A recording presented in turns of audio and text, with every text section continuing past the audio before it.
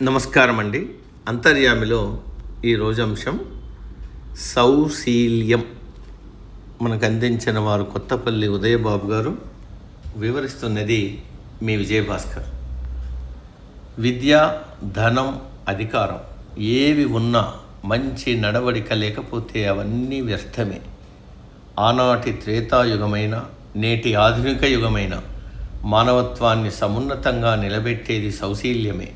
ప్రతి ఒక్కరూ ఈ సుగుణాన్ని అలవరుచుకుంటే సమాజం నైతికంగా ఉన్నత శిఖరాలను చేరుకుంటుంది. సౌశీల్యం అంటే మంచి నడవడిక మాత్రమే కాదు, అది మనిషి తాలూకు స్ఫూర్తిదాయక వ్యక్తిత్వాన్ని ప్రతిబింబిస్తుంది. మాటలో నిజాయితీ, చేతలో ధర్మం, మనస్సులో పవిత్రత కలిగిన ప్రవర్తనని సౌశీల్యం అంటారు.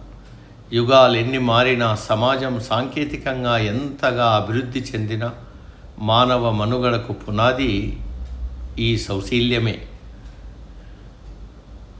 మన పురాణాలు, ఇతిహాసాలు దీనికే పట్టం కట్టాయి. రామో విగ్రహావాన్ ధర్మ అని పేరొందిన రాముడు సౌశీల్యానికి నిలువెత్తు రూపం. తండ్రి మాట కోసం రాజ్యాన్ని త్యజించడం, శత్రువు పట్ల కూడా మర్యాదగా వ్యవహరించడం ఆయన గొప్పదనం. రాక్షస జాతిలో పుట్టినప్పటికీ తన ప్రవర్తనతో దైవత్వాన్ని పొందినవాడు ప్రహ్లాదుడు.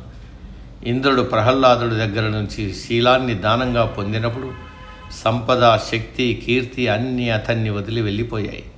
అంటే నడత బాగుంటేనే మిగిలినవన్నీ ఉంటాయని దీని అర్థం. స్వార్థం, అసహనం పెరిగిపోతున్న ఈ రోజుల్లో సౌశీల్యం మరింత అవసరం. కార్యాలయాల్లో కానీ, వ్యాపారాల్లో కానీ ఒక వ్యక్తిపై నమ్మకం కలగాలంటే అతని ప్రవర్తన ప్రధానం. వ్యక్తిత్వం లేని నైపుణ్యం రాణించదు.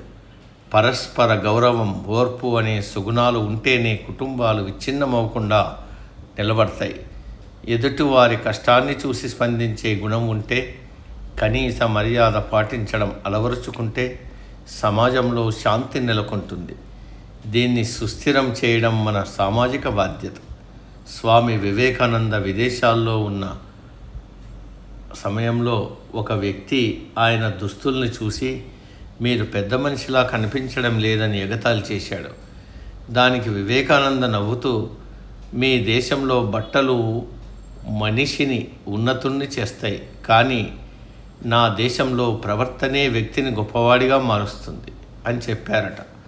ధనం పోతే తిరిగి సంపాదించుకోవచ్చు, కానీ వ్యక్తిత్వం పోతే జీవితానికి ఇక అర్థం ఉండదు. మనిషిని మనిషిగా గౌరవించేలా చేసేది సౌశీల్యమే. క్రమశిక్షణతో కూడిన ప్రవర్తన, పరుల పట్ల దయ, ఆత్మవిశ్వాసం కలిగి ఉండడం అవసరం. ఉన్నత స్థాయిలో ఉన్న వ్యక్తి తన కింది వారితో గౌరవంగా మాట్లాడితే అక్కడ పని వాతావరణం ఎంతో ప్రశాంతంగా ఉంటుంది. 10 మందిని శాసించేవాడు నాయకుడు కాదు, 10 మందితో కలిసిపోయి వారి మనసులు గెలుచుకునేవాడే నిజమైన నాయకుడు. అహంకారం మనిషిలో ఒత్తిడిని పెంచుతుంది. సౌశీల్యం మనిషిని అందరికీ దగ్గర చేసి మానసిక ప్రశాంతతనిస్తుంది. సమాప్తం. సర్వే జన సుఖినో భవంతు.